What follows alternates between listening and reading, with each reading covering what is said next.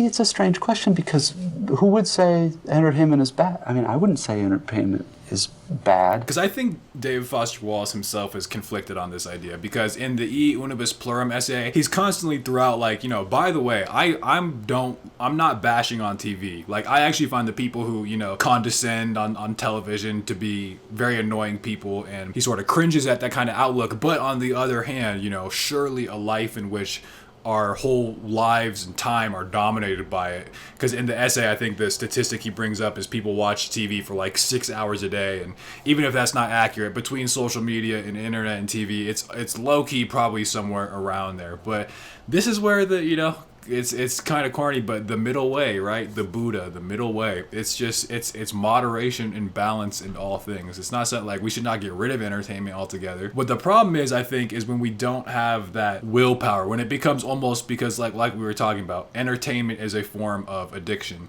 especially in the way that they tailor it and optimize it, as we were saying last time, to hijack your biology, to make it so it's virtually impossible not to attend to it. That's where it gets tricky. Some of these thinkers see something before it gets exponentially worse, like the idea, what would Nietzsche think of a nuke? Yeah, basically anticipating.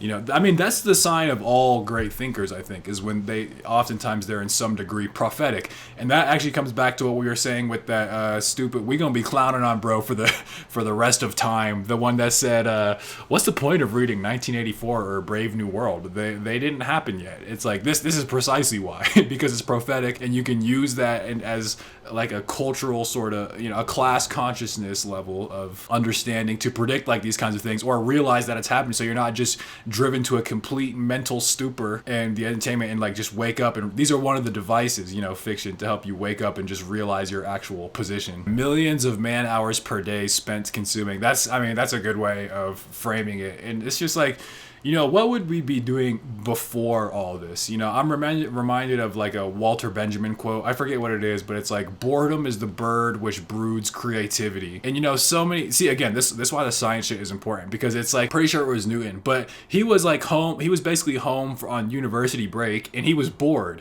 and he ends up like concocting this experiment that, if I'm not mistaken, it was during this period that he was of boredom, where he set up like the prism and realized that light diffraction to all these different colors. So like Walter Benjamin said, boredom is the bird which broods creativity. So when we don't have that, and we're just constantly tonically, on our phone, that's the kind of stuff we're missing. So like you said, cool cult, millions of man hours spent consuming. Well, the begs the question, what would the alternative be, right? If we didn't have, and obviously there's great benefits with it, but it does make you wonder, like, would our society be in a better spot? And we're seeing, at least in the U.S., I would argue we're seeing some signs of this degeneration in politics and everything. But yeah, it is an interesting question. Mindless entertainment numbs the part of the mind that's capable of wonder. If you have to invest no effort or energy in even simple entertainment, the muscle that is imagination will atrophy. Yes, that's a banger, I think, right there. The idea that I love that. Imagination as a muscle. Or even just, like critical thinking as a muscle. If we're just constantly on that, just tonically being entertained, and it's just like, you can just waste hours like that, right? Whereas if you're not forced with that, at some point, yeah, you get to bust in that imaginative muscle. Exactly. Use it or lose it is what my gym teacher used to say to me all the time. It applies to your ability to imagine. Use it or lose it.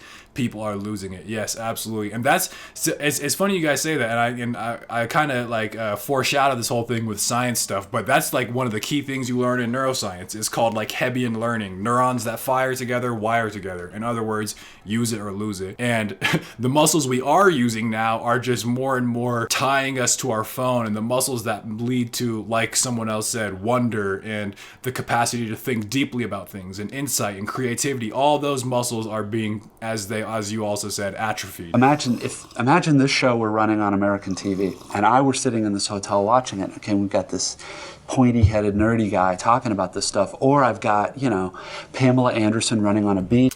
Yeah, why think deeply when I can have ChatGPT do it for me. And they're either just doing it out of a reflex, you know, almost again, and we're speaking of the mind as a muscle. It's almost like a reflex to just use something like ChatGPT to just outsource it. Okay, is the answer online? Because that's almost one thing, right? Like we have like this world at our fingertips, and even that phenomenon, like, you know, when you're just hanging with someone, it's like, oh, I wonder where cheese is made, or, you know, some stupid shit. But like, you know, that's like, oh, just look it up, right? Just look it up. But when you apply the just look it up to every aspect of your life, or you pay for an education through which you know, you're just looking it up and not actually trying to retain any of that information, then that's a bad sign. I think I heard a quote that went something like, those who sacrifice critical thinking for convenience deserve neither. That reminds me too, I was gonna say something. Oh yeah, okay, this is an idea that I've just been thinking about with the artificial intelligence stuff. I'm sure many of us have heard of like the Chinese room, the philosophical thought experiment. Imagine somebody in a little room, right? And on the outside there's people who speak Chinese.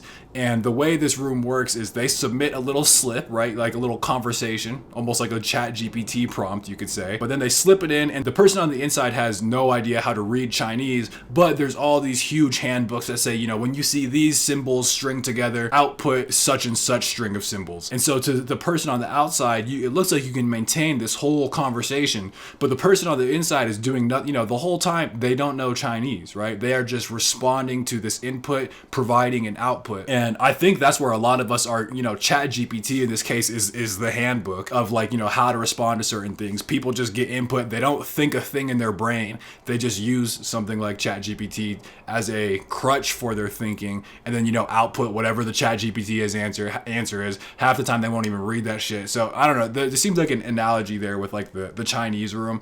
It's supposed to be this whole thing about, like, you know, what is intelligence and what is knowledge, but I think it applies directly to just like the modern state of where we're at.